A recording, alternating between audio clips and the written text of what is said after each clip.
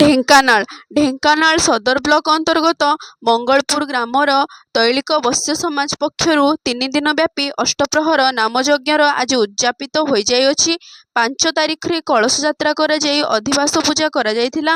କୁଞ୍ଜରେ ଠାକୁରଙ୍କୁ ସ୍ଥାପନ କରି ଅଖଣ୍ଡ ଦୀପ ସ୍ଥାପନ କରାଯାଇଥିଲା।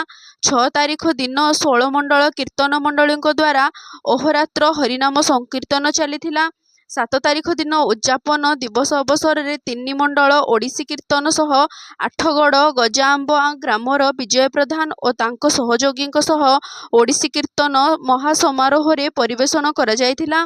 ଓଡ଼ିଶୀ କୀର୍ତ୍ତନ ନଗର କୀର୍ତ୍ତନ କରାଯାଇ ଦହିହାଣ୍ଡି ଭାଙ୍ଗିଯିବା ସହ ପ୍ରସାଦ ସେବନ କରାଯାଇଥିଲା। ଏହି ଅଷ୍ଟପ୍ରହର ନାମଯଜ୍ଞକୁ ତୈଳିକ ବୈଶ୍ୟ ସମାଜର ସମସ୍ତ ଚୁଲି ଭାଇମାନେ ପୂର୍ଣ୍ଣ ମାତ୍ରାରେ ସହଯୋଗ କରିଥିଲେ। ସର୍ବସମ୍ମତିକ୍ରମେ ଉପଦେଷ୍ଟା ପୁରୁଷୋତ୍ତମ ସାହୁଙ୍କ ନିର୍ଦ୍ଦେଶକ୍ରମେ କୀର୍ତ୍ତିଚନ୍ଦ୍ର ଦାସ ଓରଫ କୁନା ଭାଇଙ୍କ ଅଷ୍ଟପ୍ରହରରେ ସମସ୍ତ କାର୍ଯ୍ୟ ସଠିକ ଭାବରେ ପରିଚାଳନା କରିବାକୁ କୁହାଯାଇଥିଲା।